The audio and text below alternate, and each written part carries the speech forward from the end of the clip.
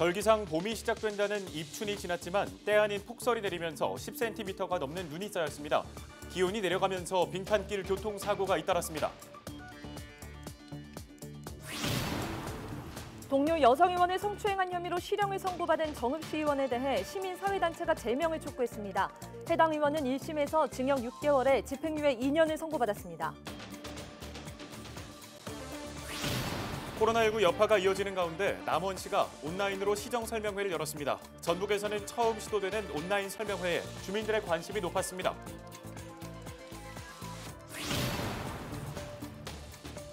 김제 백고면의 한 특장차 제조공장에서 불이 나 2시간 만에 꺼졌습니다. 이 불로 소방서 추산 2,800여만 원의 재산 피해가 발생했습니다.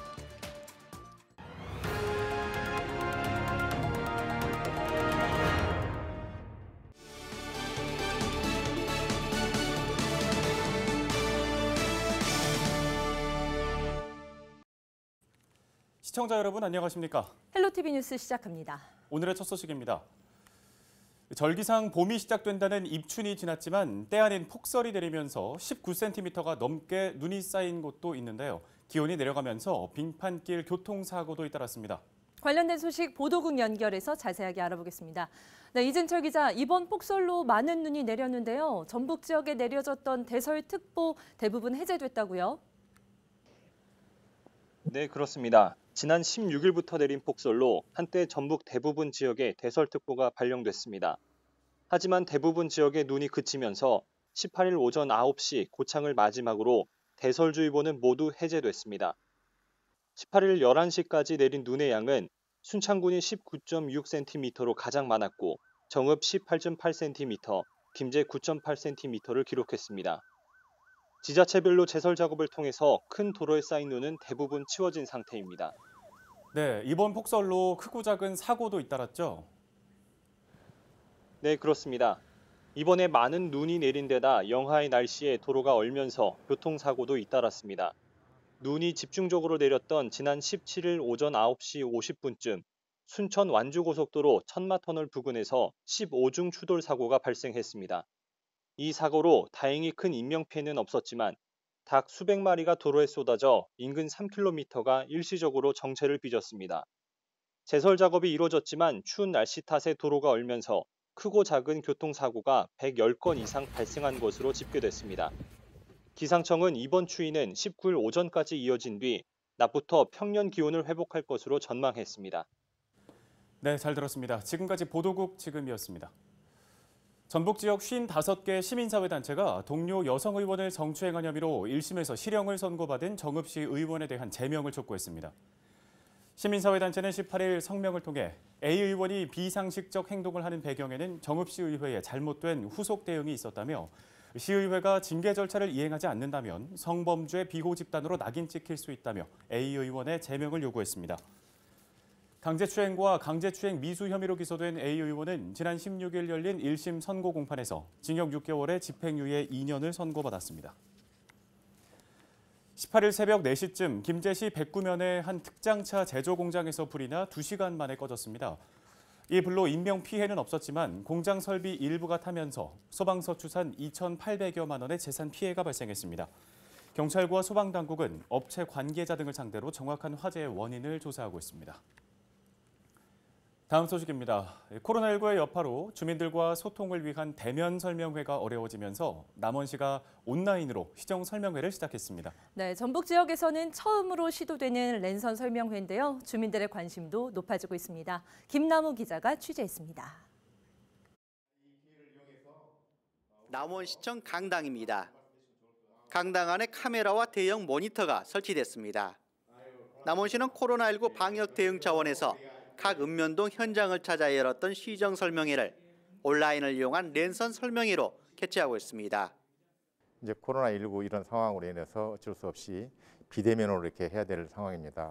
근데 이렇게 하더라도 서로 이렇게 양방향으로 할 수 있는 장점이 있고 또 같이 공감할 수 있는 그런 점이 있어 충분히 살려가지고 우리 시정을 소통하고 또 현장을 알아가는데 아주 좋은 역할을 할 수 있을 거라 생각하고 앞으로 이런 쪽에 더 많이 발전시켜 나갈 계획입니다.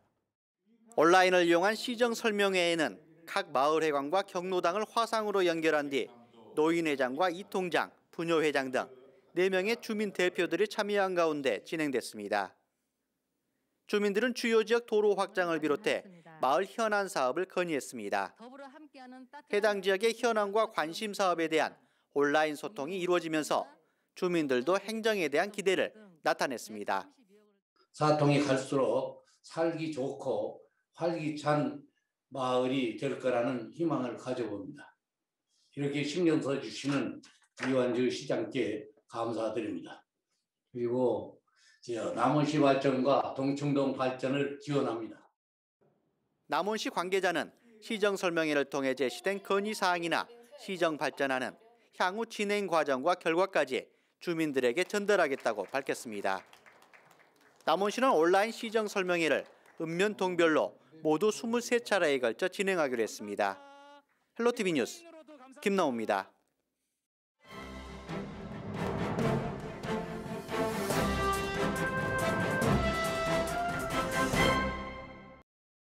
AI 아나운서가 전해드리는 신문 브리핑 전북일보 기사입니다.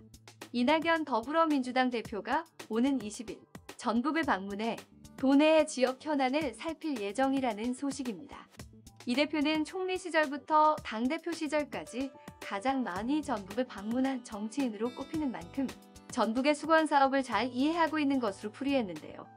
이날 이 대표는 익산, 부안, 완주 등 세 지역을 잇따라 방문하고 사실상 오후 일과 대부분을 전북에서 보낼 계획이라고 합니다.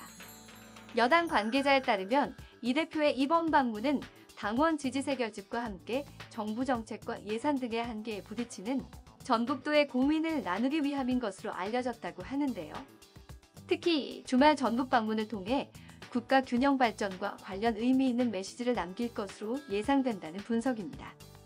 이 대표는 익산을 먼저 방문해 원불교 교단의 최고 지도자인 전산 김조원 종법사와 만나서 오찬을 가지고 이후에는 신영대 의원과 군산에서 지역 당원들과 소통한 뒤 군산 지역 현안도 함께 점검할 계획이라고 합니다. 부안에서는 이원택 의원이 동행해 해창 석산지구와 직소천 잼버리 활동장 등을 방문하고 잼버리 대회 성공에 힘을 실어줄 것으로 전망했습니다. 이후에는 로컬푸드 발상지인 완주를 찾아 로컬푸드 도시락 간담회도 진행한다고 합니다. 지금까지 AI 아나운서가 전해드리는 신문 브리핑이었습니다.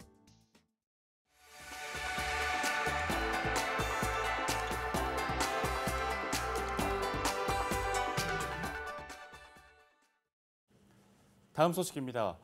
서부지방산림청이 전북과 전남, 경남 지역의 사유림을 매입하기로 했습니다. 서부산림청은 올해 130억 원을 투입해 1,500여 헥타르가량의 사유림을 사들일 계획이라고 밝혔습니다. 매입 대상은 산림복지 서비스와 기후변화 대응, 목재 생산 등을 위해 필요한 개인 또는 단체의 사유림입니다. 남원시와 전라북도 인재개발원이 상생협력사업 추진을 위한 업무 협약을 체결했습니다.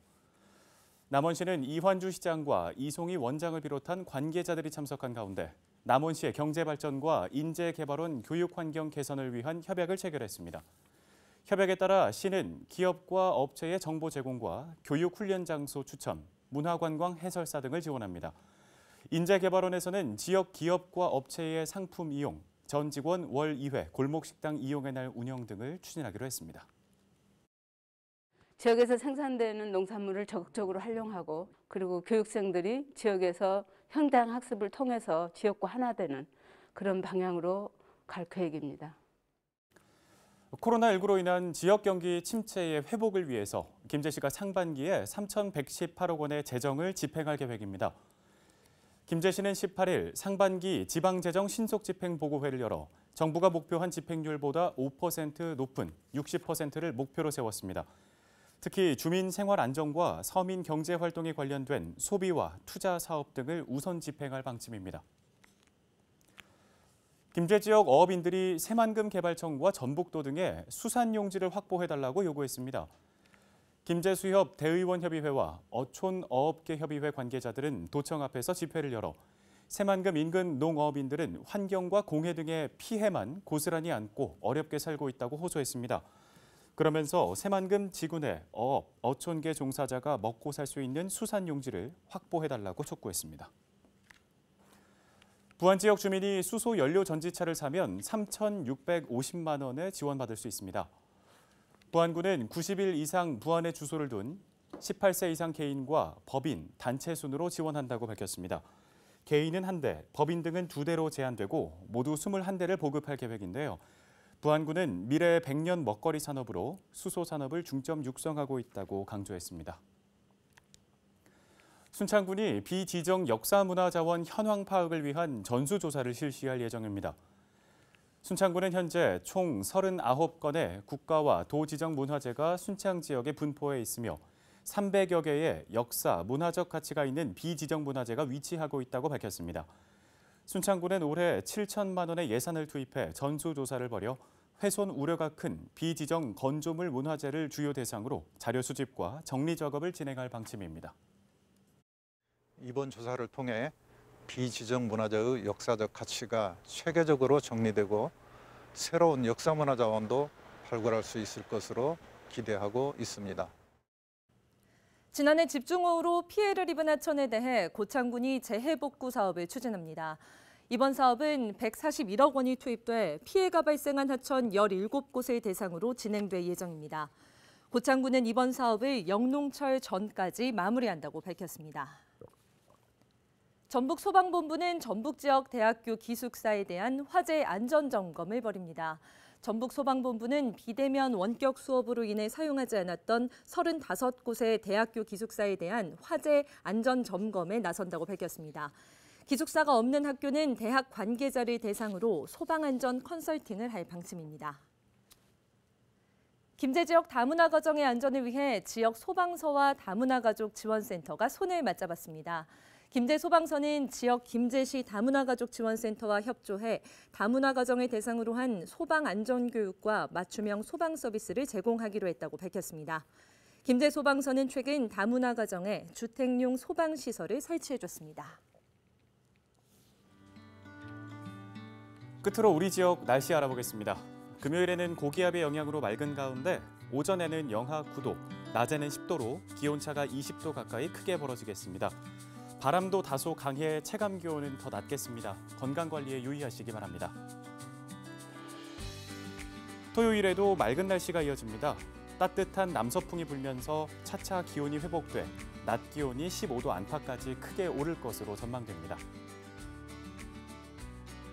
금요일 우리 지역 아침 최저 기온은 임실 영하 9도, 남원 영하 7도, 김제는 영하 5도로 예상됩니다. 주간 날씨 보시죠. 다음 주 월요일까지 따뜻한 날씨가 이어지겠는데요.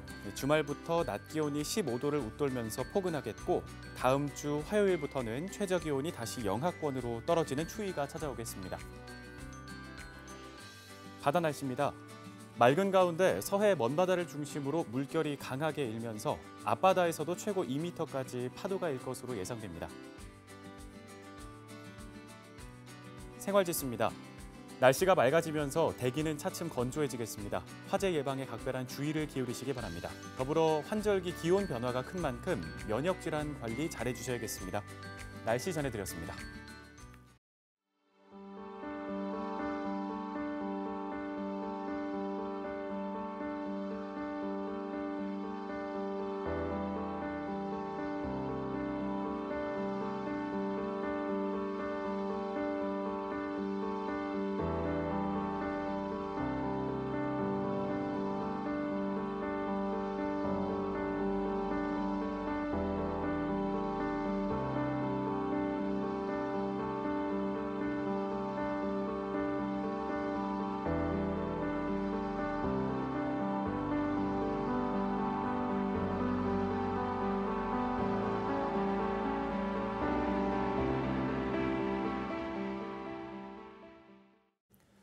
설 연휴의 여파로 전국 각지에서 산발적인 집단 감염이 이어지고 있습니다. 최근에 전북 지역의 감염 재생산 지수도 2를 넘어섰다고 합니다. 네, 전북도와 방역당국은 방역 수칙을 잘 지켜달라고 거듭 당부했는데요. 이번 주말에도 잠시 만남과 이동은 멈추는 게 좋겠습니다. 헬로티비 뉴스 마칩니다. 시청해주신 여러분 고맙습니다.